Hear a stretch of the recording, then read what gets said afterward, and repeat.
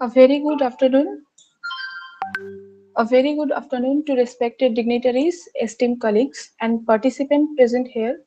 This is Supriya Maiti, Assistant Professor of Computer Science and Technology Department on behalf of the Global Institute of Science and Technology and Institution of ICARE. I am delighted to welcome you all on day 2 of 5 days faculty development program on recent advances and future trends in AI and NLP, organized by the Department of Computer Science and Technology of Global Institute of Science and Technology. Global Institute of Science and Technology, situated in the industrial hub of Haldia, West Bengal, has been providing top-notch technical education since its establishment in 2007, with a vibrant academic and cultural atmosphere. It offers a range of multidisciplinary courses affiliated by West Bengal State Council of Technical Education and Vocational Education and Skill Development, and MACOUT. Global Institute of Science and Technology is recognized for its commitment to quality improvement and excellence in technical education. The Department of Computer Science and Technology embarked on its journey in 2007 with the aim of establishing itself as a pioneer entity, providing high quality education to meet the diverse need of the modern digital world. In 2022, the National Board of Accreditation (NBA) accredited the department. Today, we have the Honorable Speaker, Professor Somsupra Gupta sir with us. Dr. Somsupra Gupta sir is a professor with Swami Vivekananda University, where he is also the Dean Science and the Director of the Research and Development Cell. He graduated from the University of Calcutta, going on to do his post-graduation from IIT Kharagpur and his PhD from Kalyani University. With more than 25 years of experience in academia and 126 publications with 18 imprints, his area of research is multi-objective decision-making and machine intelligence. His sub-areas of research are genetic algorithm, pattern recognition, and image processing. He also has 3 completed research projects and was previously coordinator to the TEQIP project subcomponent 1.2 funded by the World Bank. Dr. Gupta has 3 published patents as inventor. As an educator, Dr. Gupta's sphere of teaching covers subjects from AI and data mining and warehousing to object-oriented programming and language like C++ and Java. He is experienced in outcome-based education and he's chaired as well as attended numerous conferences, seminars, symposium, and workshops. His awards include the honorary Rosalind membership in the year 2020 by the London Journal Press. 4 Best Paper Awards, Bharat Gaurav Sri Samman by BGSS Council, recognized by the Government of India. National Education Brilliance Lifetime Achievement Award by NEBA in the year 2022. Academic Excellence Award 2022 by the Institute of Scholars. Certificate of Excellence in Research in 2020 by NESIN. Science Father of New Science Invention, Bharat Vidya Shiromani Award 2016 by International Business Council. Outstanding Faculty Achievement awarded in the year 2015 by VIFFA. Now, I would like to request Professor Somsupra Gupta sir to deliver a profound talk on human and machine learning evaluation from the perspective of natural language processing under the framework of machine intelligence. I'm sure we will definitely learn and enrich ourselves with his expertise and knowledge today. Over to you, sir. Thank you, Shubhriya madam. Let me gratefully Thank you, sir. acknowledge the opportunity given to me to talk to this prestigious FDP of a esteemed institution. Thanks, Shubhriya. Am I clearly audible, Thank you, sir. visible by the way? Yes, sir. Am I clearly audible and visible? Yes, sir, you are The clearly optical audible and visible. screen, okay, optical screen. I guess I am not important. The shared screen. Here, I have an appeal before I comments to all my cross-institutional colleagues. They are mostly there with some research scholars, right? So I am only a right speaker by the side. So let's make this session interactive. Kindly feel free whenever you have queries to put forward your queries. Please participate. And if you think that it may affect the motion because we have a time bound session, please text in the chat box so that time to time I can verify and answer your queries. So that is my first submission on the outset. And Shubhya, another point is how much time do you allot me to this session, roughly? Sir, 1.5 hours. 1 hour. Perfect. Perfect. Fine. So, Yes, sir. is my shared screen visible? Is my shared screen visible to everyone? Yes, sir, it is visible. So, here we go. Human and machine learning evaluation from the perspective of natural language processing under the framework of machine intelligence. This is my title. My description is overgiven by Shukriya ma'am, right? It's long. So, just treat me as one of you only. And here are the areas we are going to cover. Actually, this is not exactly a teaching learning session. It's not that. It's not typically a instructor's talk in a FDP. Rather, I want to give a message, being a over 20 years machine learning, machine intelligence researcher, that is nowadays we speak large about even generative AI, chat GPT. Right now, understanding this, and we all understand the sequence because I guess mostly here are the teachers of the engineering fraternity, right? And this particular structure, like artificial intelligence, right, machine learning, then followed by neural networks as a classifier or as a soft computing component, right, learning tools, then deep neural network, and then followed by OpenAI or generative AI. Right, actually, generative AI is the platform. OpenAI is only the company. Right, this framework is known to us. Let me guess on that. However, my message is exploring that much about machine creating Lisa, who is a official news reader of our, neighboring state Odisha, news anchor, government, right?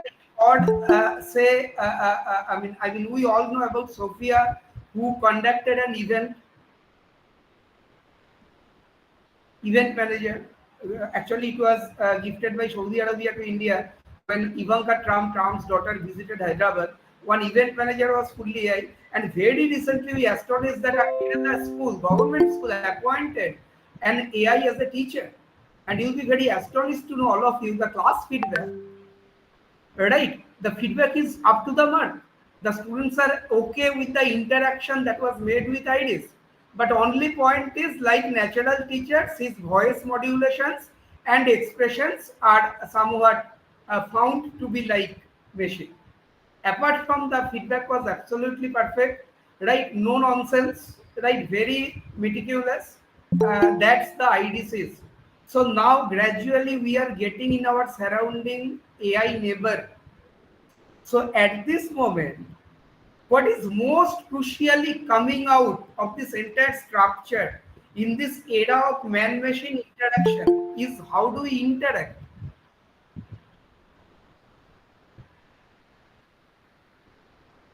and hence natural language processing and understanding. That is the motto of today's session, to be very explicit. Actually, this FDP has a tagline on AI and NLP. So natural language, the way we interact, we can interact with the natural language, right, by the natural language with the machine, provided the machine understands the natural language. So that means we actually don't say that we process natural language.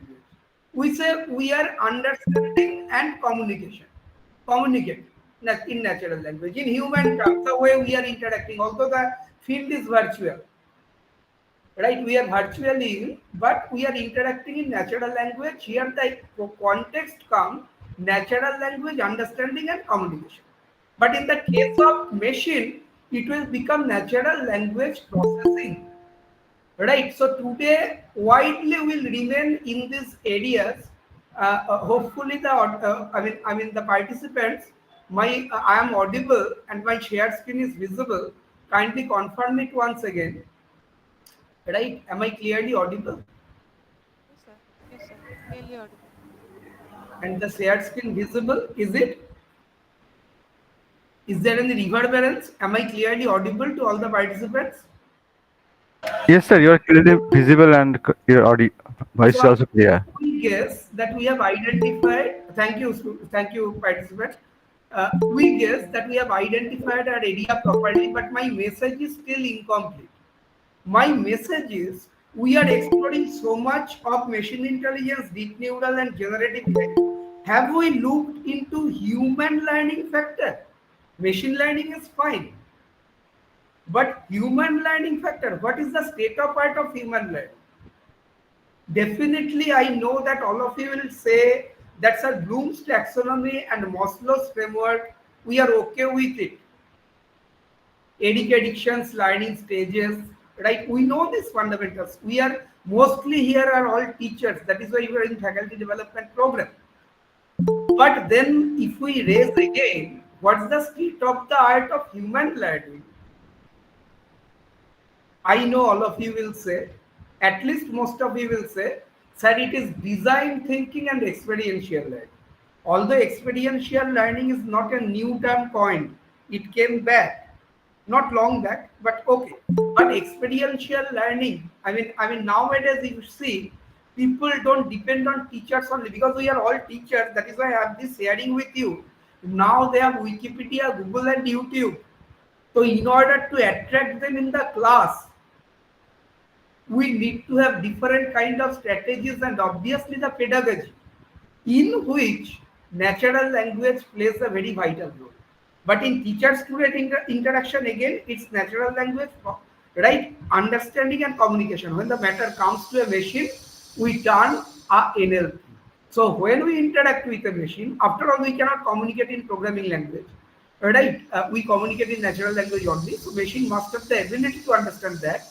So today, in broad-based way, we want to strategically put our interactive session in this way that machine learning, because that is our cup of tea. We most of us belong to engineering fraternity, nearly all. That is because the further research we can go through only through machine learning. In parallel, we draw human learning. We make a comparative studies. But then our main motto is what's the role natural language processing is playing there in, after all, any kind of interaction. Who are the stakeholders? Tell me in the entire process. You will say, sir, we being my cross-institutional colleagues that you all are. My cross-institutional colleague. I am also a colleague of you in an university. Researchers. Many of you are research scholars. Many of you are, emerging, and many of you are established researchers of the field. Not here, but the UG students, they are also equally working on the machine intelligence and all. Now, what is the fundamental? Right from class conduction to generating everything, sharing ideas, this is natural language communication and understanding. And one out of the stakeholders, one or two or more are machine, then natural language processing. Because our machine partners, don't wonder, I already have given 3 illustrations. Kindly don't wonder. Lisa, Irish, or Sophia. There are many. I just illustrated 3. Right? They are our human peers. They are our machine peers. Please don't be wondered that within a, right, up the line, 5 to 10 years, we can have intelligent colleagues. Who knows? Because intelligent doctors are already in place. As we know, doctor consultant in top core health station, right? You know, machine doctors are very active, at least in the form of knowledge base, if not physical, right? So, I think, right? I think I am trying to convey what I have conveyed what I am trying to convey to you. Now, participant, please keep your feedback till now. Am I conversion? Did I convey what I wanted to mean? Please be interactive. Otherwise, the motto of the session won't be satisfied. I appeal all of you to be interactive, please. Moidul sir, Anindita madam, Orpita ben, sir, Jafar sir, Amit Sinha sir, Amit Jadov sir. Am I conversion? Are we able to capture what exactly we want to do? We want to make a comparative study vis-a-vis state of the art of machine learning. I know all of you will say generative AI. We are right now very much fragmented with CAPTCHA. Lots earlier. GPT.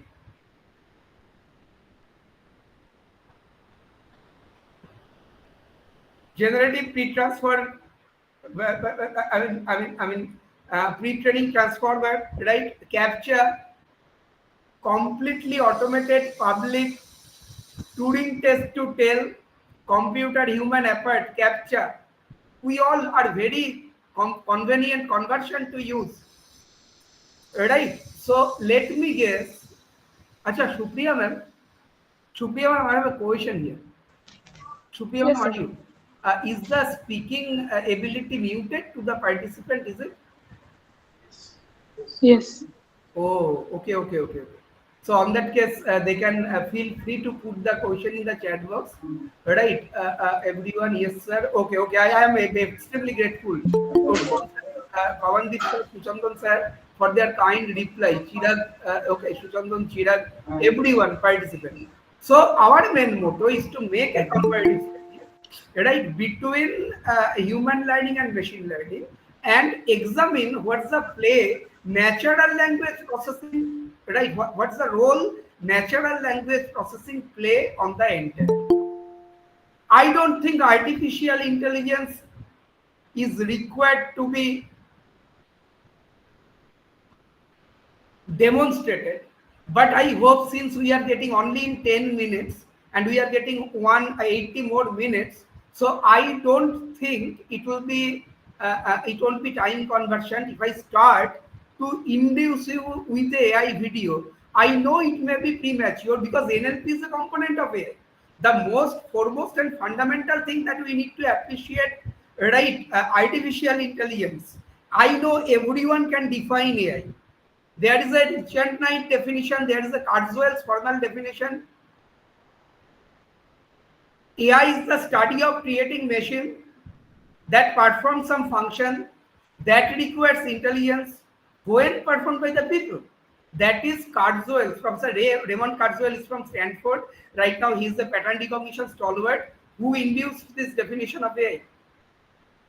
The term AI was coined by McCarthy in 1956, all of us know. If we come to Richard Knight definition, because most of us used to follow as a textbook the artificial intelligence, right, of Richard Knight, that definition says AI is the study of how to make machine do the thing which talented people do better. I repeat, Richard Knight definition: AI is how to make machine do the thing which talented people do better. But all of us, let's agree, sometimes we agree to disagree also, that these definitions are not fully updated, a little bit backdated, in the sense there are machine competitors, at least in some fields, they are performing better than us. They are performing better than us. So Richard Knight definition, Kurzweil definition, and there are some linguistic hobnobbings. The main thing of natural language processing, we have perhaps heard the term conjunctive normal form, disjunctive normal form, should be flat. Always it is better for easier understanding both for man and machine.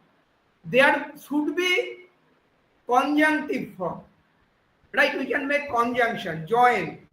Conjunction, another term is join. Small sentences. Even in classroom teaching, if we adopt in pedagogy, it may prove to be beneficial. Small sentence, keyword, key phrase dependent, and pausing time. Obviously, we are not in a session of pedagogy.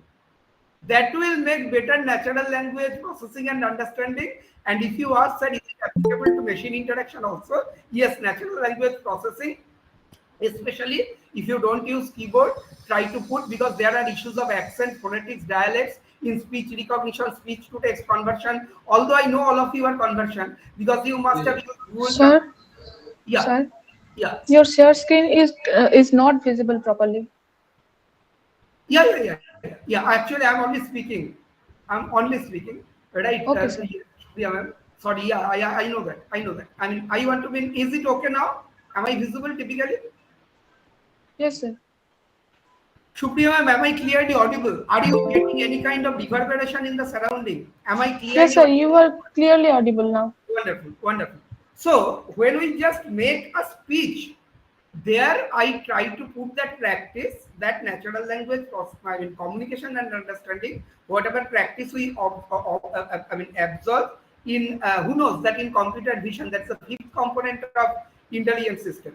Although intelligence system has fundamentally four components: natural language processing, knowledge representation, automated reasoning, machine learning. So let's not jump, let's come sequentially. First, Kurzweil's definition of AI. Next, Richard Knight definition of AI. But let us put a simple definition of AI. It is available at the book of Russell and Norvig. It's the most circulated book in the world. That is, AI is the study of creating thinking machine. I repeat, AI is the study of creating thinking machine. And a thinking machine means a machine that can think and act rationally, or a machine that can think and act like human. So my colleagues, let us become a little bit more interactive, right? Can you tell me which definition is more viable? You can chat in the text box. That is it a machine that think and act rationally, or a machine that think and act like human being? Which one is more admissible? Second one, sir. Like human being, Biplab sir? Yes, sir. Like, yeah. From the perceptional end, you may say, sir, after all, artificial intelligence is real intelligence simulated. Real intelligence simulated. So ideally, it should be right behavior of the human being that you are simulating. So machine must think and act like human being. But Biplab and everyone, I have a submission here. That is, being human, we have our human errors, like forgetfulness, like bias. That won't happen with machine. In 199 occasions, when you do good, machine will praise you. But in one occasion, if you are in the wrong side, machine will give you penalty. Me being biased, I will say, no, he's a very good 99 occasion, he was right. I may not utter that. So he cannot commit that mistake. I am that biased. But machine is not. So coming to definition, we cannot expect machine to do forgetful thing or biased thing. Ideally, the first definition will be ideal.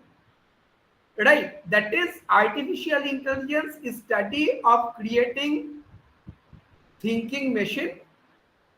A thinking machine means a machine that thinks and acts rationally. Anyway, I am just with my cross-institutional colleagues. Here is not the students, it's a FDP. Right? We all know. I have just recapitulated. I know that all of you know, and if I ask you what's the benchmark, you will say, sir, partial Turing test. A machine is qualified to be thinking if it qualifies partial Turing test. It has got four components, and wonderfully, it starts with natural language processing. Four components of partial Turing test is natural language processing, knowledge representation, automated reasoning, machine learning. Machine learning we are quite acquainted with. NLP is the priority we are giving today. Ultimately, we will call the shot through NLP after these comparative studies between man and machine. Now, let's avoid the way we have proceeded so far. It was a bit theoretical. Theory and concept frame is very important. But then I am not the person who will induce you. You are already induced with this theoretical perception. We have only recapitulated so that we can track today's talk properly. And hence, I'm again sharing the screen. I will need some 2-3 more minutes to bundle out AI and go to other issues, extended AI. Here the screen is shared. Supriya ma'am, kindly confirm the shared screen is visible.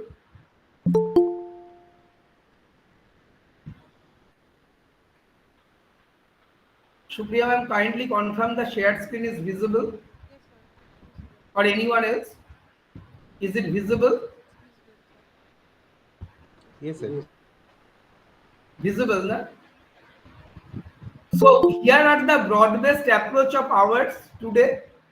Right? We all have ideas about this machine learning framework, but we are not very sure about the human learning. We have updated with design thinking and experiential learning. So first, we'll in very nutshell present the machine learning state of the art, right from artificial intelligence to machine learning. But then I am here in blended learning mode. We cannot prefer video of huge length, right? So our objective right now is to produce, right, what is AI, one video in this regard. Please let us proceed with that and kindly open, right? We are now presenting a video on AI, and if you wanted to see the video, it's nothing but Steven Spielberg movie trailer. And can you guess what's the movie name? Can you guess what's the movie name? The movie is Artificial Intelligence by Steven Spielberg. Right? You please observe the movie to understand AI. Understand and I mean visualize. Although you have a different kind of visualization already. Now, scholars, colleagues, kindly make sure that the shared screen is visible. Is it? Yes, And sir. audio is available to you.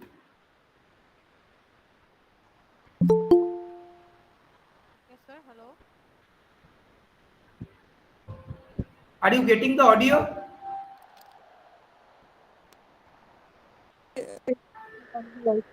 The shared screen visible, and are you getting the audio? Yes, sir. Wonderful. Please follow it. It is a Steven Spielberg movie of artificial Video year is not showing, 2004. sir. No, sir. Sir, your video is not visible. Only the screen that is visible over there. You need to unshare and share again. Video is not visible. You Video need. is just a minute, please. Just a minute, please. Is it okay now? Yes, sir, it's okay. Yes, sir, it is okay now. Sound? Sound? Yes, sir. Audio. Perfect. Please see the movie. Take time.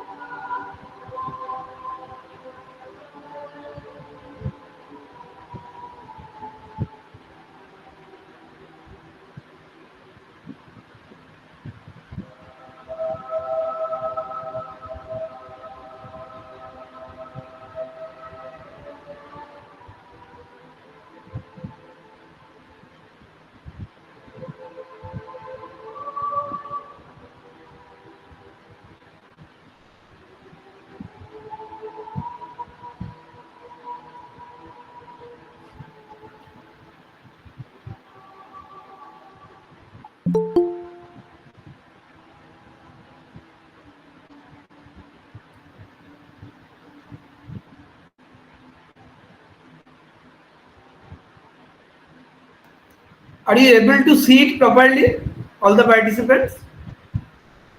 The movie? Sir. Can you tell me what's the bottom Yes, line? sir. Yeah, please. Please, are you able to see it properly, the movie? Yes, sir. All of you? What's the bottom line? Take away that this boy is not a biological boy. I hope all of you have, I mean, identified it and appreciating it. It's an electronic boy. So I took almost 15 minutes for recapitulation, but it's a less than 5 minutes video. Sorry, less than 6 minutes video that make us understand AI, perhaps in a best way. It's Steven Spielberg movie trailer. And we have Indianized version of this also, that is Robert. I think all of you have seen Rajinikanth and Aishwarya Rai sort of thing, right? So just imagine Chiti growing emotion. Uses are sentiment analysis, emotion technology are not new subjects now. Thanks to OpenAI and generative AI, we all understand this. So actually our agenda is natural language processing. So we are skipping, but we must skip in a proper way, right? Not by keeping huge questions. So what are we trying to do now? We are trying to quickly recapitulate this machine intelligence framework, because why natural language processing? Why do we need natural language processing? Because of machine intelligence and its state of the art. Everywhere we need to identify how NLP plays its roles. Actually, we have only 10 slides today, but each slides need huge conversations, interactions. That is why we are only in third slide, almost on the half an hour. So now let's unbox machine learning, machine intelligence, machine learning. For the machine, just we have shown, or for elsewhere, the component that is accountable, responsible for experience of the machine. You want natural language processing. Why? So that machine can give you a judgment. Can machine give you a fruitful judgment? The answer is provided it understand my background detail. How can we put it? Through natural language processing, textual or even verbal, which will be converted to the text form. Ultimately, natural language will be in text, because what I utter is speech to text conversion. So everywhere in this AI and extended field, how NLP can play its role, we can visualize that, provided we have clear visualization. Today, here we are not for the concept. We all have the concept. We are only trying to visualize a little bit of gap analysis, if it is at all there. So after AI, let us move to machine learning, and then I won't be presenting neural or deep, because it will be too dense with respect to AI only. But our cup of tea is natural language processing, so there we have to move, right? So now is a machine learning show. Again, following blended learning, it's a small show of 6 minutes video. Kindly agree that that video is audible and visible. We know humans learn from their past experience, and machines follow instinct. Are you getting the video, colleagues, participants? Is the video visible to you and audible? Instructions given by humans. No, sir, not yet. It's the previous one which is showing. Sorry? The previous screen is showing. Okay, okay, okay. I think I guess I need to reshare. I guess I need to reshare.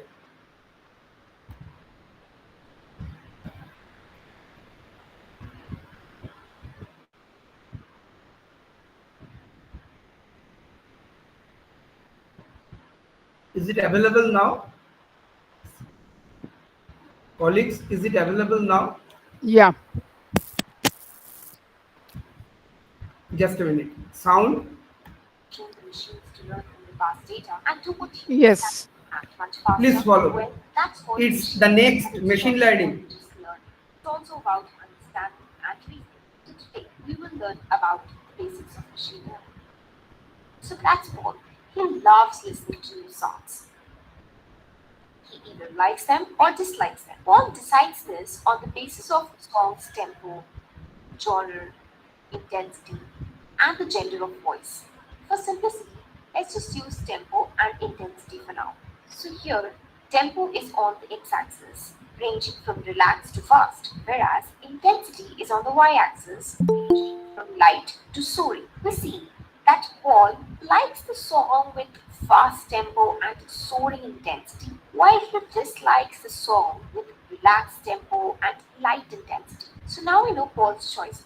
Let's say Paul listens to a new song. Let's name it as Song A. Song A has fast tempo and a soaring intensity, so it lies somewhere here. Looking at the data, can you guess whether Paul will like the song or not? Correct. So Paul likes this song. By looking at Paul's past choices, we were able to classify the unknown song very easily, right? Let's say now Paul listens to a new song. Let's label it as Song B. So Song B lies somewhere here with medium tempo and medium intensity. Neither relaxed nor fast, neither light nor soaring. Now can you guess whether Paul likes it or not? Not able to guess whether Paul will like it or dislike it? Are the choices unclear? Correct. We could easily classify song A, but when the choice became complicated, as in the case of song B, yes, and that's where machine learning comes in. Let's see how. In the same example, for song B, if we draw a circle around the song B, we see that there are 4 votes for like, whereas 1 vote for dislike. If we go for the majority votes, we can say that Paul will definitely like the song. That's all. This was a basic machine learning algorithm also. It's called k-nearest neighbors. So this is just a small example in one of the many machine learning algorithms. Quite easy, right? Believe me, it is. But what happens when the choices become complicated, as in the case of song B? That's when machine learning comes in. It learns the data, builds the prediction model, and when the new data point comes in, it can easily predict for it. More the data, better the model, higher will be the accuracy. There are many ways in which the machine learns. It could be either supervised learning, unsupervised learning, or reinforcement learning. Let's first quickly understand supervised learning. Suppose your friend gives you 1 million coins of 3 different currencies, say 1 rupee, 1 euro, and 1 dirham. Each coin has different weights. For example, a coin of 1 rupee weighs 3 grams, 1 euro weighs 7 grams, and 1 dirham weighs 4 grams. Your model will predict the currency of the coin. Here, your weight becomes the feature of coins, while currency becomes the label. When you feed this data to the machine learning model, it learns which feature is associated with which label. For example, it will learn that if a coin is of 3 grams, it will be a 1 rupee coin. Let's give a new coin to the machine. On the basis of weight of the new coin, your model will predict the currency. Hence, supervised learning uses labeled data to train the model. Here the machine knew the features of the object and also the labels associated with those features. On this note, let's move to unsupervised learning and see the difference. Suppose you have a cricket dataset of various players with their respective scores and wickets taken. When we feed this dataset to the machine identifies the pattern of their performance. So it plots this data with the respective wickets on the x-axis while it runs on the y-axis. By looking at the data, you will clearly see that there are 2 clusters. The one cluster are the players who scored high runs and took less wickets, while the other cluster is of the players who scored less runs but took many wickets. So here we interpret these 2 clusters as batsmen and bowlers. The important point to note here is that there were no labels of batsmen and bowlers. Hence, the learning with unlabeled data is unsupervised learning. So we saw supervised learning where the data was labeled and the unsupervised learning where the data was unlabeled. And then there is reinforcement learning, which is reward-based learning. Or we can say that it works on the principle of feedback. Here, let's say you provide the system with an image of a dog and ask it to identify it. The system identifies it as a cat. So you give a negative feedback to the machine, saying that it's a dog's image. The machine will learn from the feedback, and finally, if it comes across any other image of a dog, it will be able to classify it correctly. That is reinforcement learning. To generalize machine learning model, let's see a flowchart. Input is given to a machine learning model, which then gives the output according to the algorithm applied. If it's right, we take the output as a final result. Else, we provide feedback to the trained model and ask it to predict until it learns. I hope you've understood supervised and unsupervised learning. So let's have a quick quiz. You have to determine whether the given scenarios uses supervised or unsupervised learning. Simple, right? Scenario 1. Facebook recognizes your friend in a picture from an album of tagged photographs. Scenario 2. Netflix recommends new movies based on someone's past movie choices. Scenario 3. Analyzing bank data for suspicious transactions and flagging fraud transactions. Think wisely and comment below your answers. Moving. So here are the quizzes. As we claim that all of us know machine learning, it is only a recapitulation, as I told, being part of our sequence. That is, we quickly recap the AI and related field state of the art. Right. So can we have a quick submission? Scenario 1 is supervised, unsupervised, or reinforced? Anyone, please? Anyone, please? Supervised. Absolutely, absolutely supervised. Scenario 2.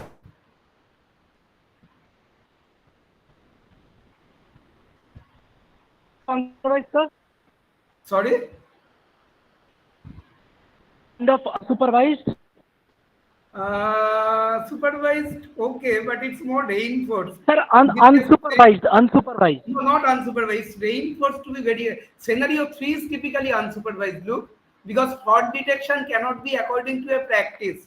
Fraud don't do the crime following a process, right? Rather, fraud is actually deviation from a process. So as such, if you want to claim something unsupervised, I think ideally it should be 3. है ना? So you're talking about scenario 3 or scenario 2? Scenario 1 is? No. I'm telling, sir, you're talking about scenario 2 or scenario 3? Scenario 3, fraud detection. It's unsupervised. Clearly. Scenario 2 will preferably come as reinforced. You just think movie recommendation, that may change more and more you see the movie, hai na? Right? Colleagues, do you have any still confusion? We can talk it. I mean offline. I think my contacts are all with you. We are clearly have scenario 1 as supervised and 3 as unsupervised. Regarding 2, you have any confusion, we can later talk. But it should ideally come under, right, reinforced. Okay.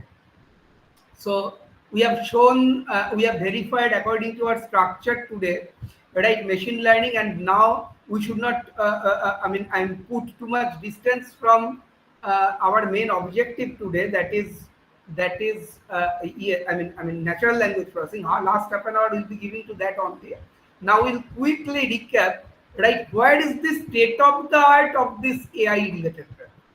That is very essential to know, right? What is the state of the art? And obviously when you network deep learning, it will be in the generative AI. And please make sure that the introduction to generative. My name is Dr. Gwendolyn. Please make sure you are getting the sound and audio both. Are you? Here at Google Cloud.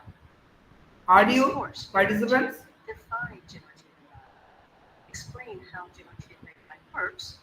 Describe generative AI model types. And describe generative AI application.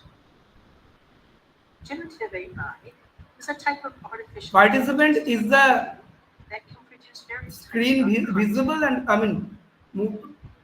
presentation visible and audible? Yes, sir. It's audible. It's visible. imagery audio, and synthetic data. But what is artificial intelligence? Well, since we are going to explore generative artificial intelligence, let's provide a bit of context. So two very common questions asked are, what is artificial intelligence and what is the difference between AI and machine learning? One way to think about it is that AI is a discipline, like physics, for example. AI is a branch of computer science that deals with the creation of intelligent agents, which are systems that can reason, act autonomously. Essentially, AI has to do with the theory and methods to build machines that think and act like humans.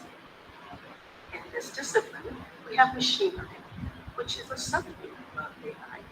It is a program or system that trains a model on input data. A trained model can make useful predictions from new or never before seen data drawn from the same one used to train the model. Machine learning gives the computer the ability to learn without explicit programming.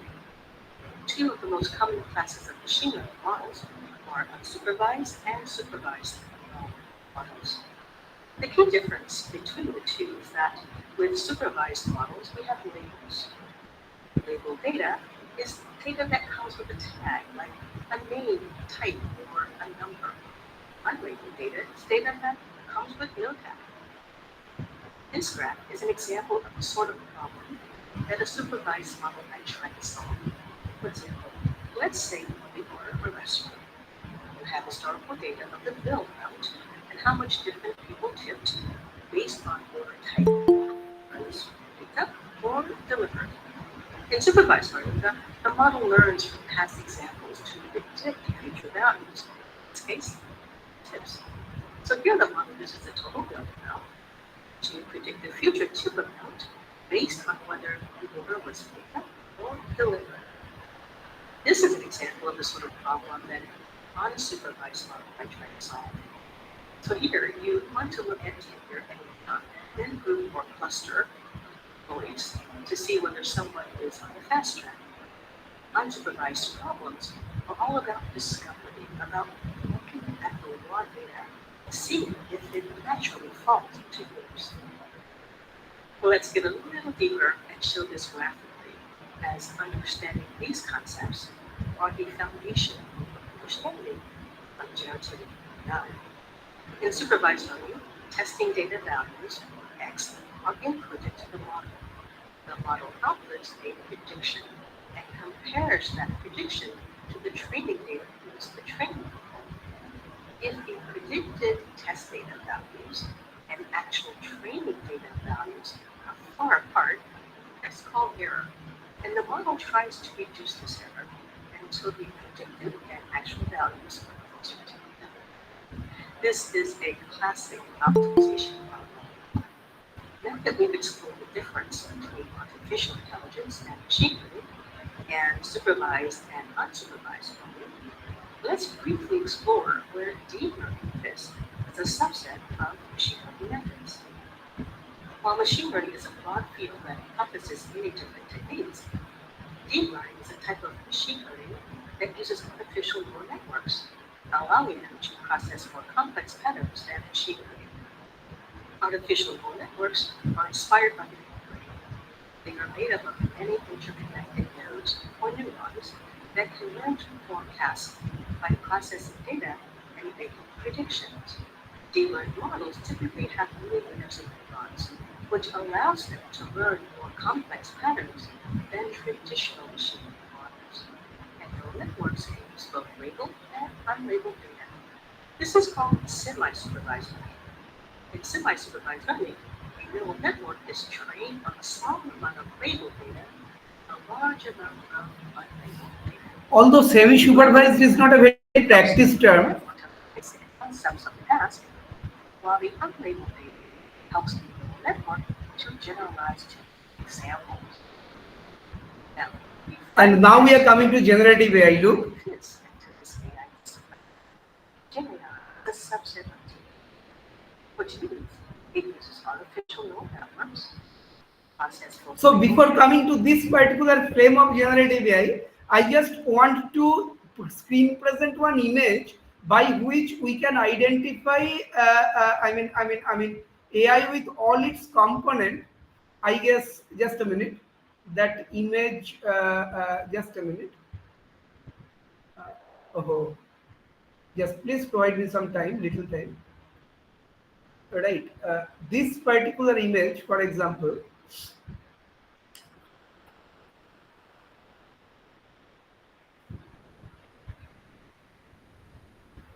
So you need to unshare and share again. I guess it's visible now. Is it visible? No, sir. That's why I said you need Okay, to okay, okay, unshare and okay, okay, unshare. okay. I understand. Right, just a minute.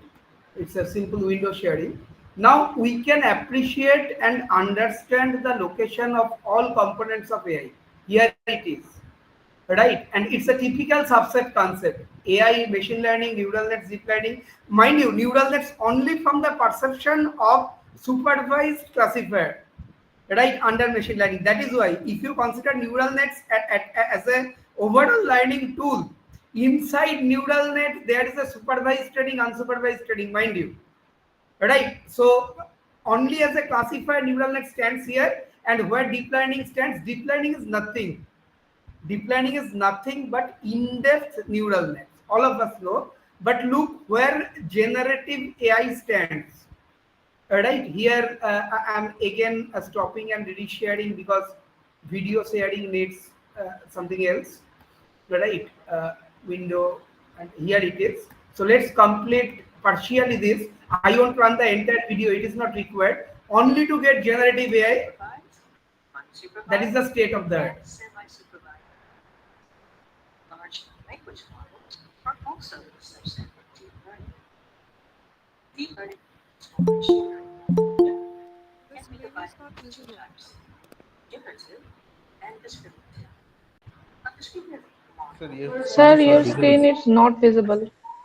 labels per data point. How can it happen? I've already shared. Oh,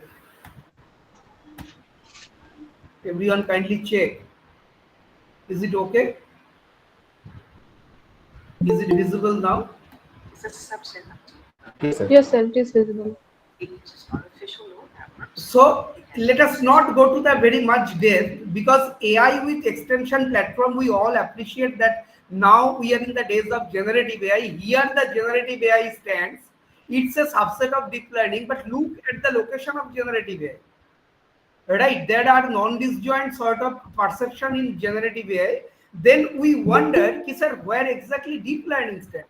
Obviously, deep learning, here again I am stopping sharing and reshare because I will be resharing a PPT once again. So we are going to toggle very quickly. I'm sorry for that. Right,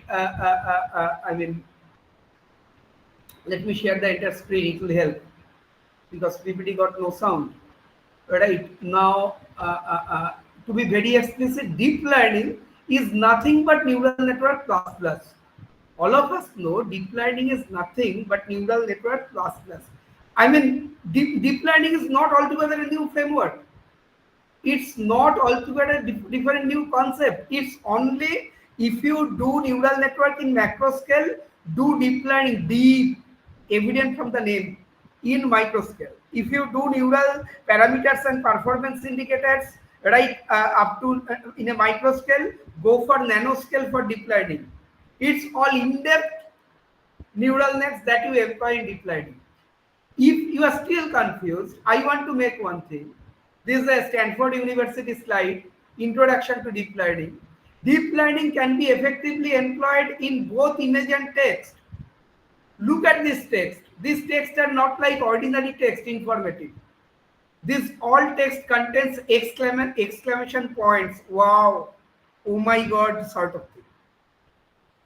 Just like if I ask you how to employ neural network, you say, sir, all the faces will be clearly recognized using image processing, in which pattern recognition through neural network can be employed. The system that is recognize the faces, employing image processing and neural networks as a learning tool can be properly kept on the training test mechanism to recognize all these faces. Barack Obama, as we can all stand. Here are different expressions of Obama. Using neural network, you can do that. Using training test mechanism, you can do that. But using neural nets, can you identify happy Obama, sad Obama, inquisitive Obama, excited Obama? My colleagues, you all will appreciate that, sir. In order to identify more, getting into depth, you need deep learning. That is nothing but higher way layers, right, of reviving parameters and performance. Through that, if net minus theta is simply linear, you will be needing to employ some more complex activation functions in order to understand the moods. So I guess now we have taken a little bit reasonable time to appreciate and understand this framework, AI and extensions, that typically comprise AI, machine learning, neural network, deep neural, generative AI, although you can name hybrid subjects like data mining or soft computing. They're alike. But main framework is this in terms of technology. So this is where machine intelligence framework stands, in which let us now evaluate and examine the role of natural language processing. That is our next course of action. But the question is, we are again and again trying to imbibe human features. In fuzzy logic, we have found is a universal mathematical concept in order to address uncertainties. Largely quantify human psychology. That's why fuzzy logic and fuzzy rule is.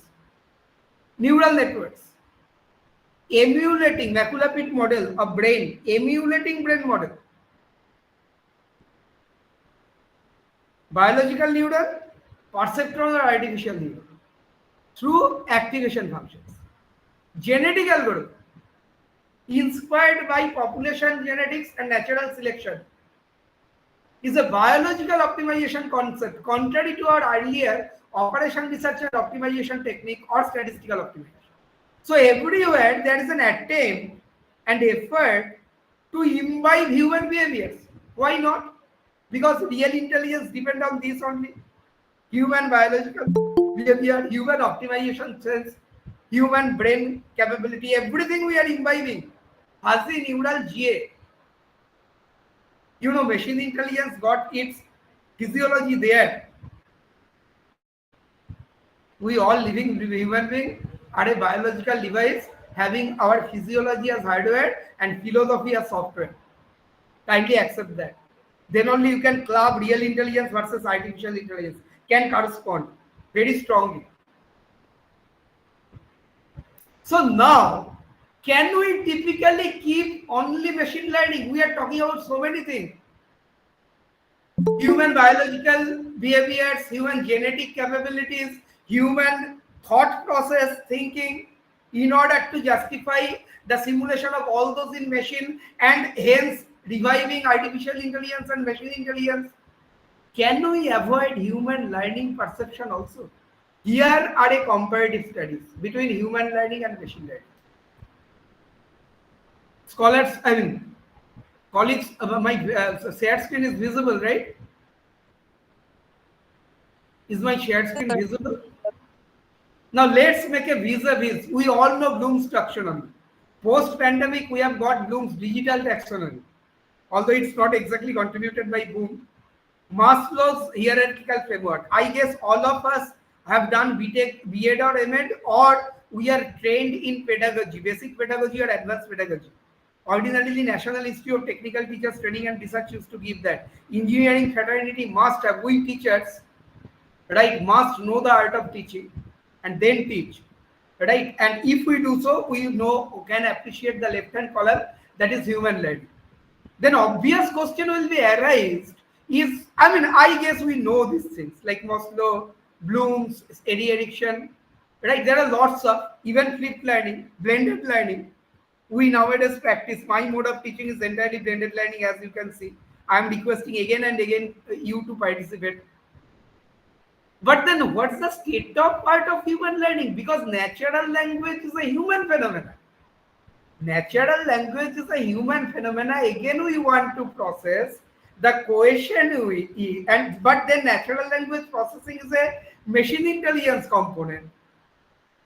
Can we avoid human learning sense to properly model and execute natural language? That is why let us make a comparative analysis between machine learning approaches used by whole lot of things. Look at the right side column in yellow and green, whereas left side column is typically related to human learning. Obviously, you will say, sir, who engineers? Science is the concept, technology is the innovation, engineering is the implementation. We the people engineered the thing. So actually, whatever engineering products or concepts we are getting, all came through design thinking. It is asked to develop. But then evolving engineering concept need design. Any kind of engineering, soft or hard, technology needs design. So it's human design thinking that is the state of the art, that is accountable for machine learning and the emergence of generative AI. It is nothing but human design thinking should be made accountable or appreciable. Right? So here is another video in front of you, only for a quick recap again, for quickly identify what is design thinking. Right? Quickly identify what is design thinking. Because I guess active learning, blended learning, this demonstration may be very relevant, but time is a constraint, right? Project-based learning, I think the design thinking will do. Experiential learning I can play because experiential learning is ever meaningful. Whenever we don't understand anything, we try to capture it from our earlier experience. Suppose in a class I cannot understand the speaker. What do? We just capture the keywords and try to get converged into the content through our own experience. And if we don't, we try to gather experience about the topic. And if I miss the bus in the class, ultimately I am learned because I have to appear in the examination or I have to apply it in the long run. Right? So here is a design thinking video in front of you. Colleague, please make sure that you can identify it. Everyone.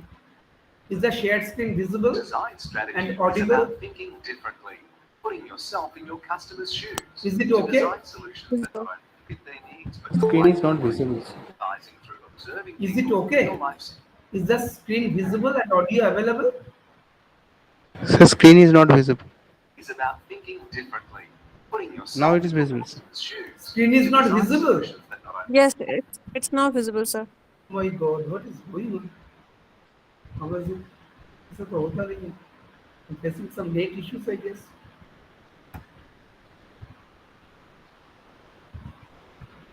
Is it visible now? fit their Yes, needs, sir. but like Yes, sir.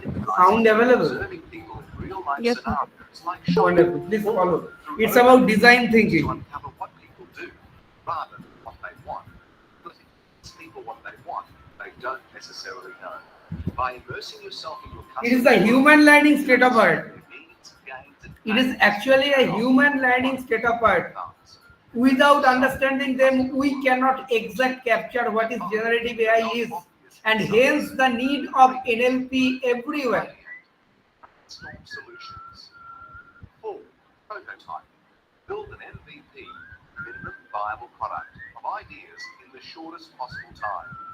Then take those prototypes back to your customers and ask what they think. Design strategy starts with the customer, then offers the solution, not the other way around.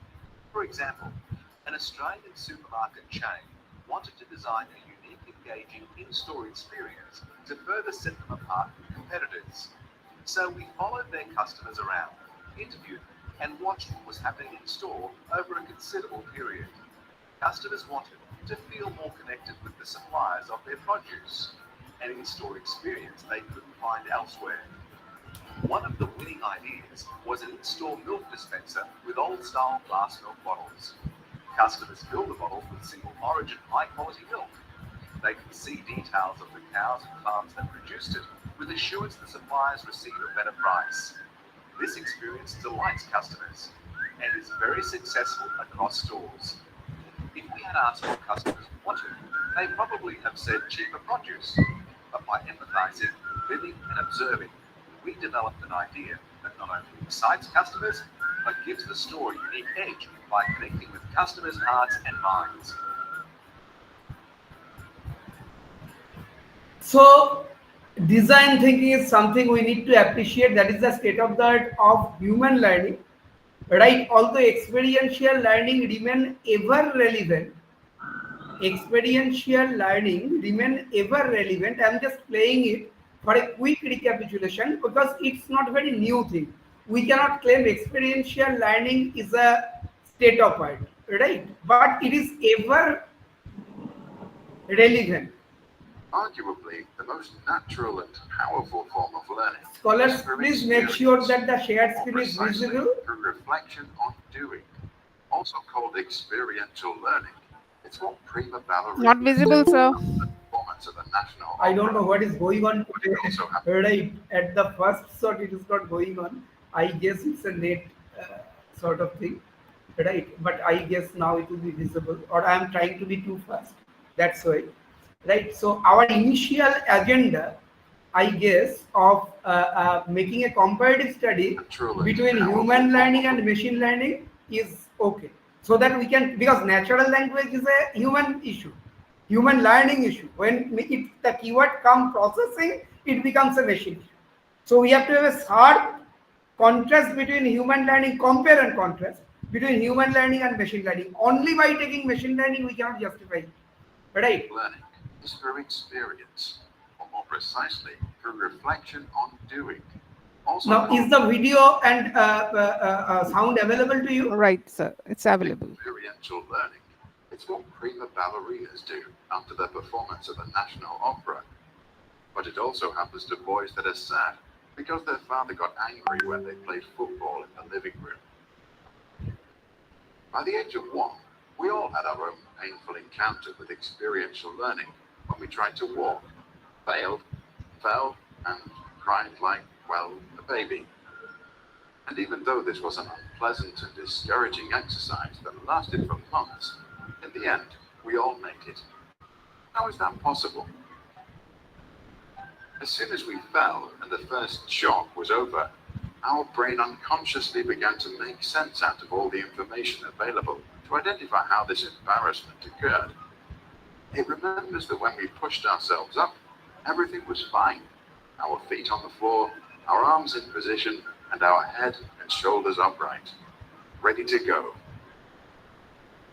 When our upper leg muscles pulled our left foot 12.3% to the front at an angle of 23 degrees, our arms didn't complement the movement, and the ventricles in the inner ear, responsible for static balance, got confused for a second. When at the same moment the cat ran by, our eyes sent an alarming signal to the hippocampus, and we completely lost it. Ouch. Unconsciously, this is how our brain analyzes the relationship of events within our body or in the environment. It happens all the time as we learn to walk, talk, kiss, function in a fancy office, or dance the salsa. Once we understand the connections between what went wrong, we know what we need to change when we try the next time. Experiential learning can also be used explicitly to learn a new skill or to become better at what we already love doing. Here is how it works. First, get yourself into a situation to experience. After, reflect on what happened. Then, try to understand the relationships to form an abstract concept. If I do A, I get B. Last, Decide what to do differently next time, then do it again. Experiential learning is also believed to be responsible for the fact that musicians generally fare better at most tests, regardless of what they measure. People that practice an instrument not only engage their brain in motor, visual, and auditory areas, but they also learn by reflecting on what they're doing with a fast feedback loop. A wrong tone on the violin sounds too terrible to remain unnoticed. While playing, they therefore not only learn to make music, but also that progress in general comes through practice, reflection, understanding, and repetition. You can use it with your friends or colleagues when working on a project.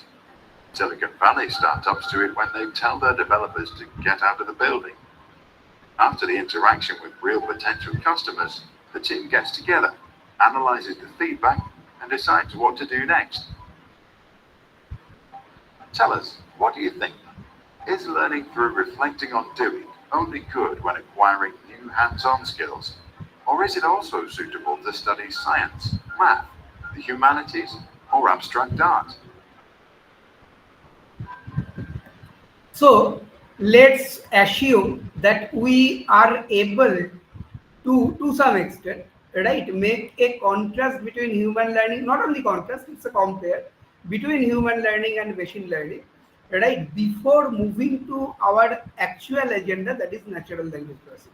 How it is being made used, right, in terms of AI context. Ideally, it's a human factor, but when it becomes processing instead of understanding and communication, it migrates from human to machine, right? So we need, because why do we need NLP? So that machine understands us textually, verbally, or any, but ultimately it has to be converted to textually, because natural language follows certain syntax and semantics. Syntax means grammar, semantic means collective meaning, right? In this regard, we'll take a little bit different approach. So far we are broadly dependent on the references. Here, this is also actually, I was searching that image elsewhere, it is already imbibed here. Is my share screen visible, participants? It is visible, no?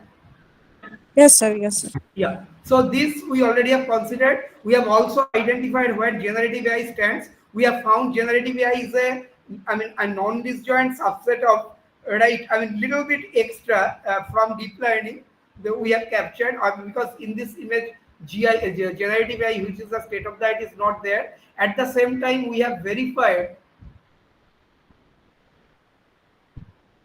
human learning pros and cons also in terms of experiential learning, right? Nothing to do with machine on such design thinking, but mind you, design thinking is the point for which all this subject came. After all, these subjects are innovated by human being only. And what is the concern of NLP? Terminologies, right from keywords, word, sentence, paragraph, phrase, everything. Now, I think in 1 hour is too insufficient time based upon the ocean world of AI. Here are the tools and technologies of AI available, right? So my session of last 1 hour is very premature with respect to the state of the art of the, right. I am only able to provide you some sort of nascent thought. That is why I told you I am trying to provide a message, that is human learning versus machine learning, that we need to identify in order to visualize natural language processing properly. And because the domain is so vast, I am not very sure how much you are accepting me. It's depending entirely on you and your further thought process. If I contribute a little, I'll be very grateful. Right, moving to NLP. In the partial Turing test of definition of artificial intelligence, that is the benchmark for intelligent systems, we already have told 4 components in partial Turing test, right? NLP, knowledge representation, automated reasoning, machine learning. Now, as such, I am in a learned batch of faculty members where I am delivering. Right? Do we have substantial work to make you visualize? We have actually, sometime around 27, we have built a natural language processor. Right? That at the time Python was not there. We have used JDK 1.6 to build a natural language processor that I cannot demonstrate because that should not be the agenda of this FDP. I should have announced it early then, right? Whoever are interested or working in this platform, kindly communicate me. We can demonstrate that. Although it's not technology transfer or product commercialization is not done, it's only the tool is in place. We have developed a natural language processor and we have given it name Smart Compile. What's the objective? Why did we do so? The thing is, there is many people in this world who have a clear perception. Kindly accept that not all people belong to our disciplines, computer science and engineering, or other engineering disciplines, right? There are many people in this world, they have a clear perception about solution of a real world problem. But they cannot contribute because they don't know any programming language. So the question is, can they write on their own expression? That is natural language. What? The solution of the problem. All of you will say that this is a very standard practice. Algorithm, pseudocode. But is there any algorithm processor or pseudocode processor? That is what we tried to build at the time of 2017. This is our work. Patented, granting, awarded, right? This is what we did. So based upon that thought perception only I am sharing. Right? Here is a sequence of natural language processing in the below. We have to get the text database, identify the word. If we talk about natural language have typical part of speeches: noun, pronoun, verb, adjective, adverb, preposition, conjunction, interjection.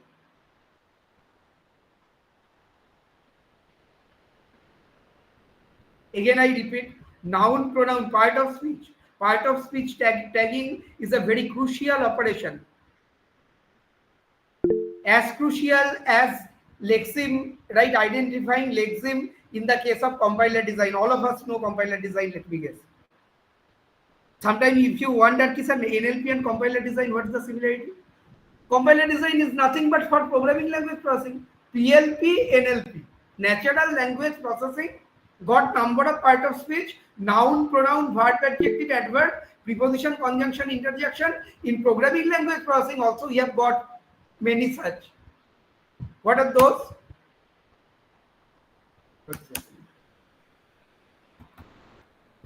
Right, in programming language processing we have got many such.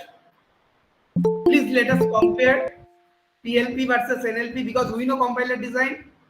There we have employed lexical analysis, syntax analysis, semantic analysis in analysis place, identifying the lexeme tokens. Then intermediate code generation, code optimization, code generation in synthesis phase. That's programming language processing. There the compiler identified various part of speech, but speech in programming language, like identifier, like keywords, like data type, like variables, constants, operators, macros. Our language processor, broadly compiler or interpreter, identified that. Interpreter lies physically also. Interpreter understand your language and convert to my language. But in this case, it's natural language.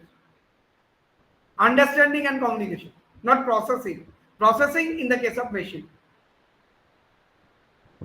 And what are the part of speeches? Noun, pronoun, verb, adjective, adverb, preposition, conjunction, interjection.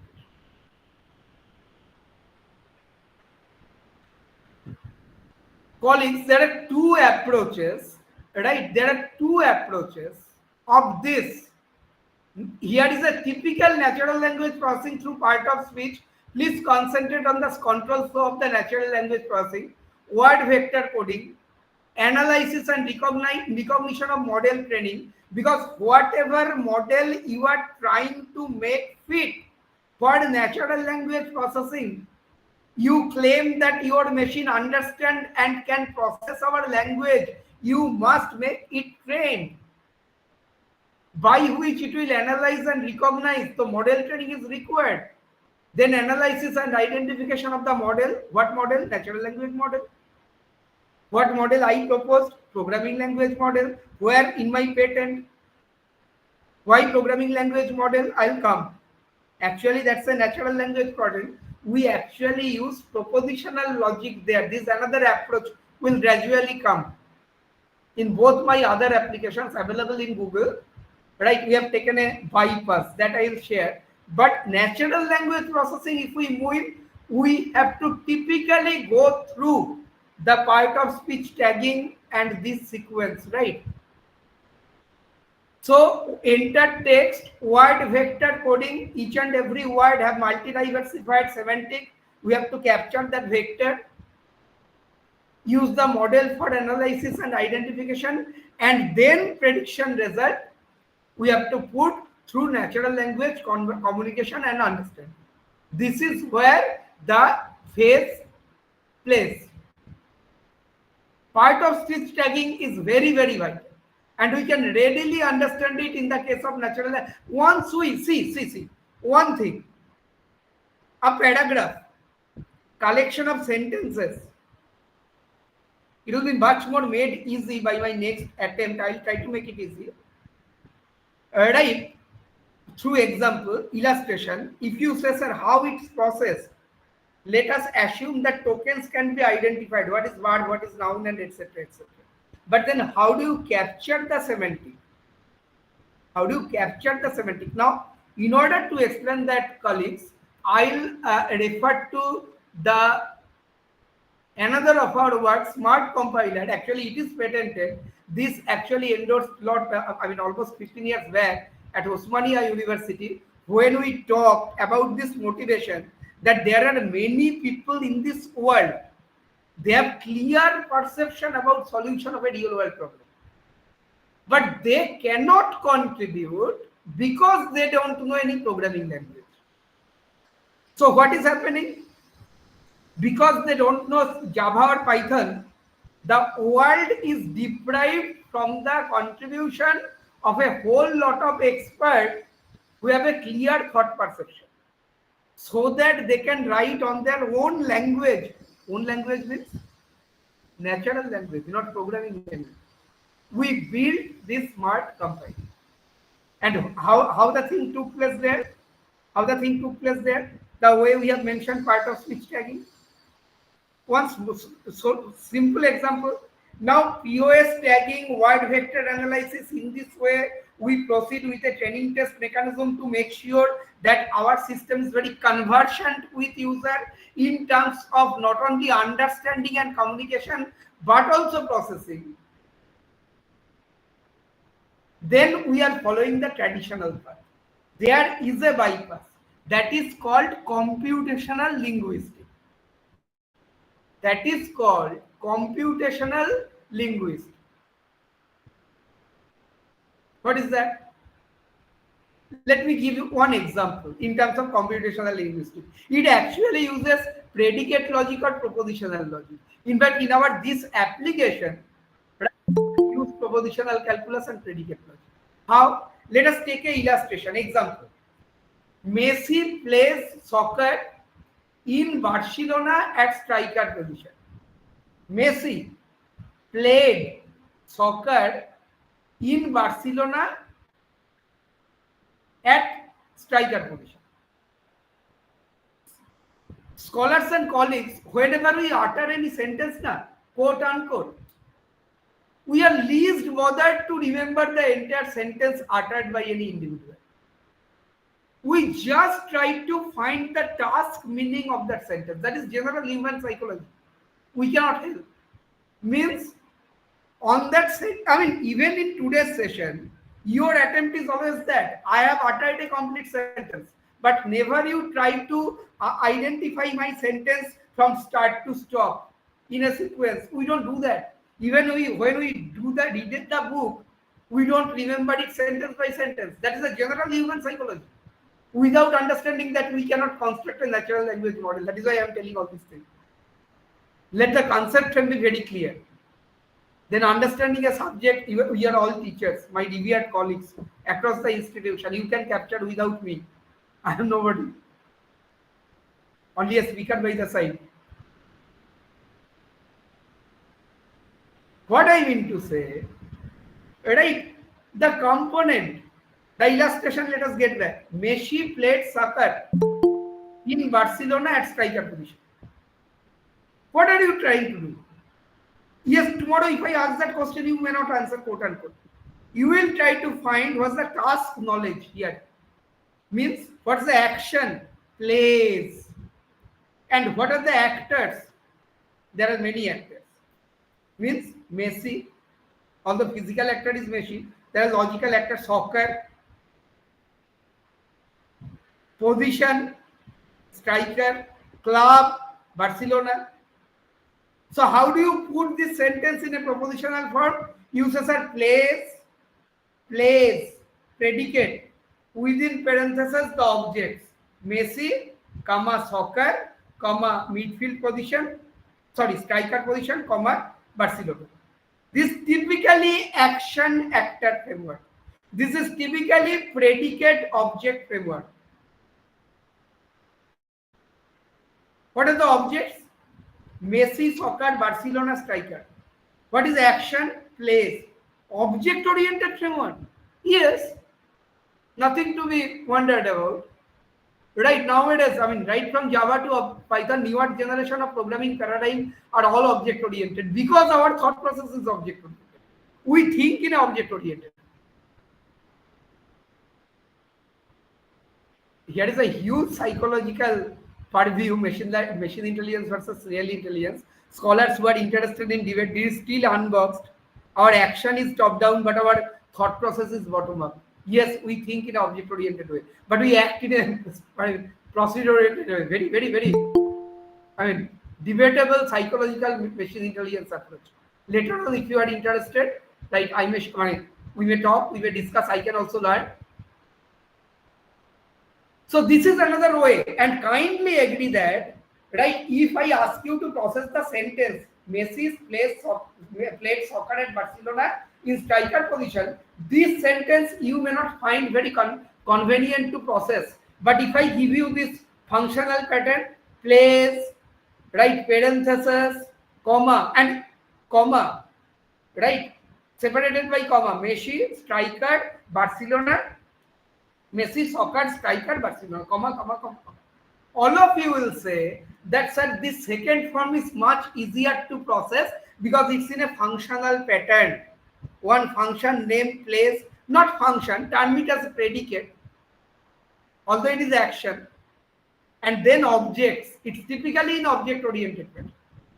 So this is a bypass, converting the sentential form to propositional form and then process. In this compiler, actually you have done that.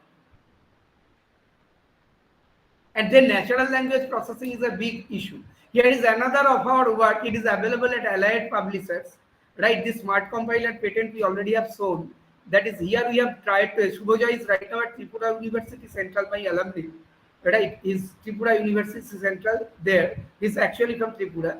He has attempted a doc to PPT conversion. What happens in our any and every kind of presentation, right from research presentation to thesis to dissertation to project, even term paper, we are processing doc manually to build the PPT. Here in this project, an effort has been made that we tried to build a natural language processing system, right, that will take one Word document file as input and produce one PPT as output. Mind you, it's a work of around 13 years back. So nowadays you will get some smart apps or software, the way I'm talking. But at that time, they were not available. It was our one of earlier, and the corresponding paper is there in Allied Publisher, right? You'll find it in a book chapter, obviously, right? So these are our effective work. I'm afraid we have only 5 minutes left. I have given a very superficial overview, right, of natural language processing. Now, with your permission, I'll run another video, right, that will just make us acquainted with natural language processing.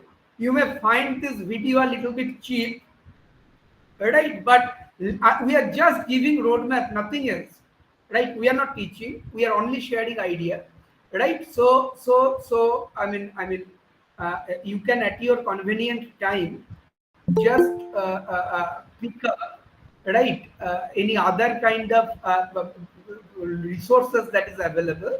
Here I am presenting NLP content to you. It is a simply learned. Is the video available to you, scholars? I mean, colleagues? Is the video available to you? No, sir. Sound? Now No. it's visible. In this video, we'll be talking about Wonderful. NLP in the next 10 minutes. So what can you expect from this video? What's in it for you? First, we'll give you a basic understanding of NLP. We'll tell you why we need NLP and we'll talk about what NLP exactly is. Next, we'll look at NLP pipelines. NLP pipelines cover the basic processes That is the of backbone, in-text NLP processing pipeline. NLP, which means converting text to a form suitable for machines to understand as humans would understand it. And finally, we'll talk about some real-world applications of NLP which are all around us and a lot more common than you might have realized. So, let's get started. So what exactly is NLP? Before we talk about NLP, let's talk about how humans talk and interact with each other. Humans communicate with each other mostly via speech or text. To convey your intent to someone, you may directly talk to them or send them a message. The human way of communicating is known as natural language. Around the globe, many languages are spoken and messages are shared virtually every single day. All these conversations, feedbacks, and messages are data in themselves. This data is extremely valuable as it can give us customer information and insight into human sentiment. However, this data is not useful to computers as it is not in a form that can be understood by machines. Machines communicate using ones and zeros and not via words. They cannot understand English, French, or Spanish, only binary. And this is where NLP comes into the picture. NLP stands for Natural Language Processing. Natural language processing is a branch of artificial intelligence that deals with the interactions between humans and computers using the natural language. The ultimate objective of NLP is to read, decipher, understand, and make sense of human languages in a manner that is valuable, and to build systems that can make sense of text and perform tasks like translation, grammar checking, or topic classification. NLP basically is the task of processing written forms of languages and making a computer understand them. Companies are increasingly using NLP-equipped tools to gain insights from data and to automate routine tasks. A sentiment analyzer, for instance, can help brands detect emotions in text, such as negative comments on social media. NLP at the end of the day is nothing more than accumulation of artificial intelligence, computer science, and the human language. The next topic that we'll be looking at are NLP pipelines. Scholars, this is very vital. Please have a look at it. This is the main backbone of the NLP. So what exactly are pipelines? A pipeline is a set of data processing elements which are connected in series, where the output of one element is the input of the next one. It basically represents the various steps which have to be taken in a computation and the order in which they occur. In this pipeline, we are going to be parsing our data. Parsing means converting our data from one form to another. In this case, we are passing our input text data to a file which can be understood by a computer. The text is first broken into segments, and the segments are then converted into even smaller tokens. The word stems of all of these tokens are found, followed by finding the root words of these stems in a process known as lemmatization. We will then recognize which part of speech the word belongs to, which means if the word is a verb, a noun, or a pronoun. And finally, we will separate the instances of everyday popular entities from our words to better understand what the sentence is trying to convey. The final file that we'll get will be a file which will be understood by a Actually, you may be a little bit confused about the previous flow I have shown and this flow. That flow actually belongs to a system. Means when you incorporate NLP in a system, the flow must be on that way, word vector, right, in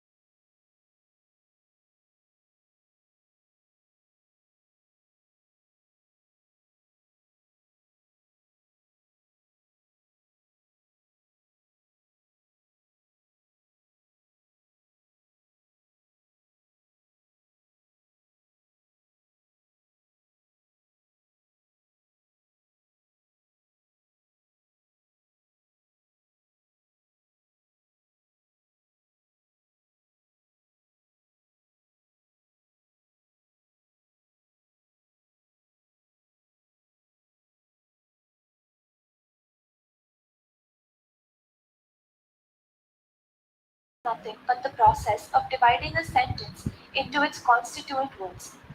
The sentence that is given to us will be separated and all the words in the sentence will be stored separately. This is done so we can understand the syntactic and semantic information contained in each sentence. Thus, we decipher the relevance of a sentence by analyzing it word by word, thereby making sure that no loss of information occurs. The computer does not understand punctuations and special characters. Hence, we can remove any punctuations and special characters which may occur. Let's take a part of our previously segmented sentence. Over here, let's consider the lemonade quenched her thirst. After tokenization, we are going to separate every single word in the sentence. So, after tokenization, we are going to get 5 different tokens. The, lemonade, quenched, her, and thirst. All of these are going to be treated as separate entities. After tokenization, we perform stemming. Stemming is the process of obtaining the word stems of a word. Word stems are also known as the base form of a word, and we can create new words by attaching affixes to them in a process known as inflection. Stemming is the process of recognizing the word stems of individual words. This is done by removing affixes such as ing, s, n, etc. For example, consider our sentence jump. Jump is the word stem of various different words like jumping, jumped, and jumps. If we remove all of these affixes, we will get our basic word stem, which is jump.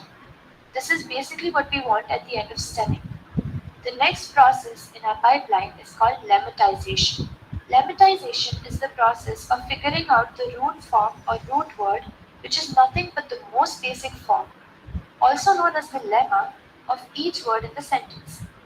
Lemmatization is very similar to stemming, where we remove word affixes to get the base form of a word. The difference is that the root word is always a word which is present in the dictionary, but the root stem may not be so. Lemmatization uses a knowledge base called wordnet. Let's consider 3 different words: went, going, and gone. At the end of the day, all of these words have originated from a single word, which is go. In this case, go is our lemma. All the other words which are derived from go can be traced back to it. The next part of our pipeline is called part of speech tagging. Part of speech tagging is a process of converting a sentence to different forms. It can be a list of words or a list of tuples. The tag in case of is a part of speech tag and signifies whether the word is a noun, adjective, verb, and so on. We are basically splitting our verbs into their grammatical components. To understand the meaning of any sentence or to extract relationships and to build a knowledge graph, part of speech tagging is a very important step, as the same word can have different part of speeches in different sentences. For example, let's consider the sentence, give me your answer. In this sentence, answer is a noun. But if we consider another sentence, answer the question, over here, answer will be a verb. Using part of speech tagging, we can take our different tokens and find the different part of speech that it belongs to. In this case, the is a determiner, lemonade is a noun, quenched is a verb, her is a pronoun, and thirst is a noun. The final step in our NLP pipeline that we are looking at here is nothing but named entity recognition. Named entity recognition, also known as named entity identification, entity chunking, and entity extraction, is a subtask of information extraction that seeks to locate and classify named entities which are mentioned in unstructured text into predefined categories. Extracting the main entities in a text helps us sort unstructured data and detect important information, which is crucial if you have to deal with large data sets. The subcategories that we are considering are person, whether the named entity is a person, whether it's a quantity like kilograms, a location, an organization, the name of a movie, or whether it's a monetary value like dollars or euros. So far, we've looked at what NLP is and how we can perform natural language processing. But what are some applications of it and where is it used in the real world? One of the applications of NLP is in chatbots. Chatbots can help you solve issues while performing natural language generation. In other words, they can hold a conversation in plain English. A chatbot is nothing but a software application which can be used to conduct an online chat conversation, either through text or speech, in place of providing direct contact with a live human agent. You might have seen those talk to one of our agents section on websites. Those are usually chatbots. A lot of companies also use WhatsApp chatbots to make the process seem less mechanical. Another application of NLP is speech recognition. Probably the most popular example of NLP in action are virtual assistants like Google Assist, Siri, and Alexa. Natural language processing understands and translates the human language, like, "Hey Siri, where is the nearest gas station?" into numbers, making it easy for machines to understand. They recognize when you are talking, converting speech to text, and understand what you requested. Over the years, virtual assistants have become streamlined enough to be able to emulate human speech patterns almost flawlessly. Another application of NLP is autocorrection. Autocorrection, also known as text replacement, replace as you type, or simply autocorrect, is an automatic data validation function commonly found in word processors and text editing interfaces for smartphones and tablet computers. It acts as a spell check and corrects any spellings or grammar mistakes which may arise as you are typing. Some language check softwares like Grammarly, Paperator, Reverso, and others can even check how unique and engaging your articles are. And all of this is done using NLP. Now this brings us to the end of this video on NLP in 10 minutes. We hope that the video was useful to your journey to learning NLP. To learn I mean, I guess we are almost at the verge of completion, right? The last slide. We have tried to articulate and present NLP on our own capacity, and it will take time to recognize and understand what role NLP play in each and every verticals of AI and extended AI. Because NLP is for AI. NLP is very first component of AI in thinking machine defined, right? So today, my scholars and colleagues of the cross-institutional colleagues, we and participants obviously of this FDP, we have tried to make an attempt to make a comparative studies between human learning and machine learning, and then to identify what role NLP plays typically according to the line of AI and extended AI, right? Because NLP is very much AI component, although the natural language came from human thought perception, right? So we briefly verified, but we have to obviously go to these extensions in each and every where NLP or NL, natural language, how it's used, is experiential learning, design thinking, artificial intelligence, natural language processing is what we have covered. We actually talked about this extension with very brief today. Deep learning, generative AI, and scope is plenty to explore the visualization, thought process, and application. We all belong to engineering technology fraternity, so we guess it, right? And with that, I gratefully acknowledge the organizers for providing me a slot in this particular FDP, and to all the participants for your kind listening, right? And I'll be very happy to take questions if you have any queries. I'm extremely sorry to stretch it for 10 minutes. Thank you. Thanks a lot. Thank you so much, sir. Since we have Professor Somsubra Gupta sir with us, so I would request our participant to come forward with their questions verbally by unmuting themselves, or you can write and drop questions by typing in the comment box or chat box. So I would request our participant again to come forward with their questions verbally by unmuting themselves, or you can write and drop questions by So just typing in the Google Chrome Meet chat comment box and YouTube chat box. Madam, this attendance link is not provided. Can you kindly help with that? Actually, sir, attendance link is already provided in comment box and YouTube chat box. Okay, ma'am. Thank you. Thank you, Shantanu sir, Anindya madam, Deepika madam. Right, hopefully the session is of use. They have tried to put a message. No queries from anyone?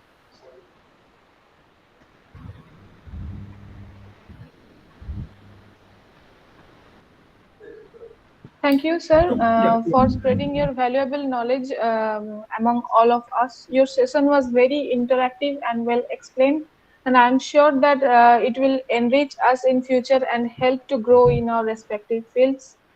Uh, Sir, a certificate for you as a short token of appreciation I from our gratefully side accept. on behalf of Global Institute of Science and Technology for spending your valuable time with us today. Acha, Once again, Uddalok sir thank has you, some sir. question, I guess. Someone has raised the hand. Yeah, I'm sorry Yes, to sir. interrupt you. Yeah. May I, sir? Am I Sure. audible, sir? Am I audible, sir? Yeah, please. Yes. Sir, there is a term which I have just I done through, that is NLU. And you were explaining about NLP, NLU, NLU, and NLP, natural language processing, and this natural language understanding. Yeah. So the basic whole process is just decision and action taken. But sir, what is the effective difference between this NLU and this NLP? Does it have some kind of? Oh, you want to contrast processing and understanding, na? Yes, sir. Yes, sir. Right. Actually, look, this is all about. All the roots are there in AI itself. In AI, what terminology we have used? Think and act. Right, sir. Think and act. Right. Everything is rooted in AI. Okay, sir. Every seed is in AI. NLP is AI component, right? Think and act. Understand and act. Understand and process. I hope you understand the sequence. Right, right. Clearly. है ना? Yes, sir. Yes, sir. Yes, sir. Thank you. Thank you. Okay, thank you, sir. Everything is rooted through AI. Whenever Correct. you face some trouble in any of the component study, na, just get what is that in AI. Every answer will be automatic there. Okay, sir. Right. Okay. Yeah. Okay. Thank you, sir. So Thank kind you, of sir. you, Uddalak sir, for asking this question. Thank you, sir. No, no, sir. Thank you. Sir, I have a question.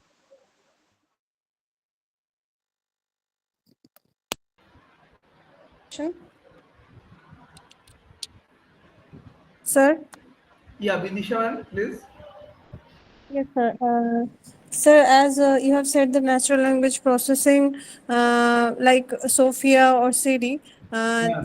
they can understand human language, but can they identify any lie? If human can lie, any statement, Sorry, please kindly repeat. Pardon. like the that Siri you have or said. Sophia. Yes, yes, Yeah. they can understand the human languages, Yes. but they can detect any lie. Any life. Lie. If Live. you sir মিথ্যে কথা বুঝতে পারি কিনা মিথ্যে মিথ্যে কথা বুঝতে পারি কিনা Yeah, Shatudru, you want to say something? Vidisha is asking whether the entities can understand No, no. What Vidisha is misappropriation of the asking truth. whether they if can I feel give life. some wrong statement, if Eh, I They give eh, some can wrong feel statement life. to them, Vidisha is asking if they can Actually, it's a understand code. misappropriation of the truth. Misappropriation of the truth. Lies. if I give some মিথ্যে wrong কথা statement, মিথ্যে কথা বললে will বলতে it পারি be কিনা detected?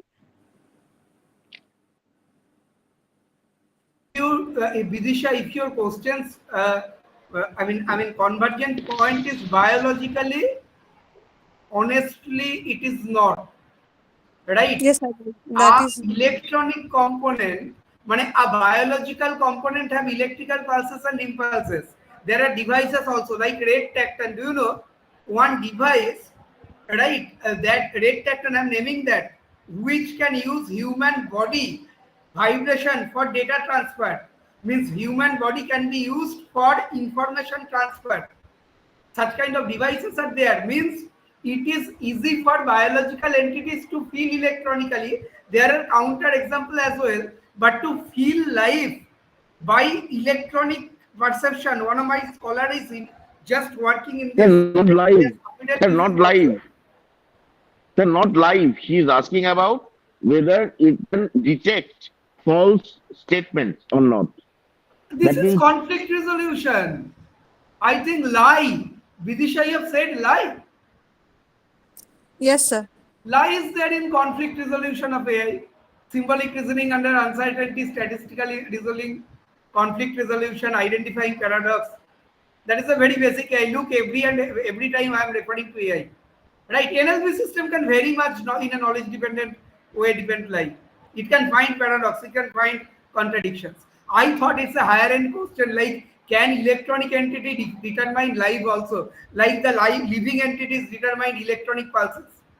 We can identify any robots, etc., feel vibrations, but is it reciprocal? Like I thought that. But anyway, lie detection is not a major issue. That study of, because it's called conflict resolution, right?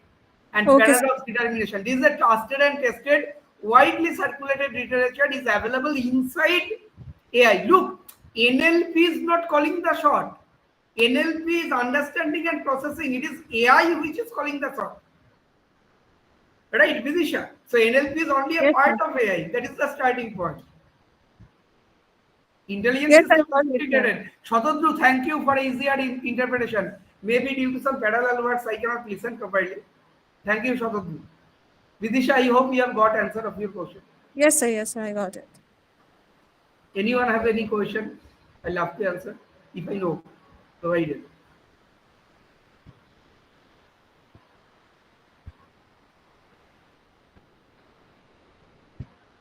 So, Shukriya ma'am, I guess. Yes, sir. So once again, thank you, sir, and thank you all the participants. And this is the end of this session.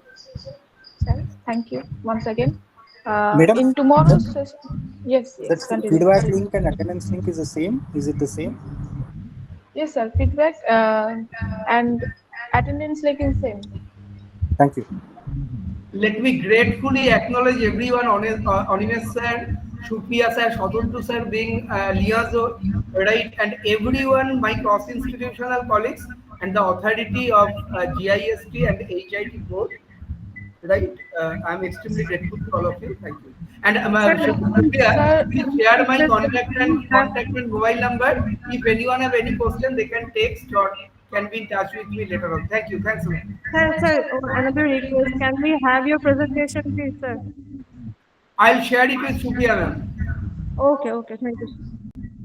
Okay, sir. Thank you. It is a great regard for us to have someone like you in our midst. Thank you. Thank you again, sir. So Thanks a in lot. tomorrow's session, okay, sir.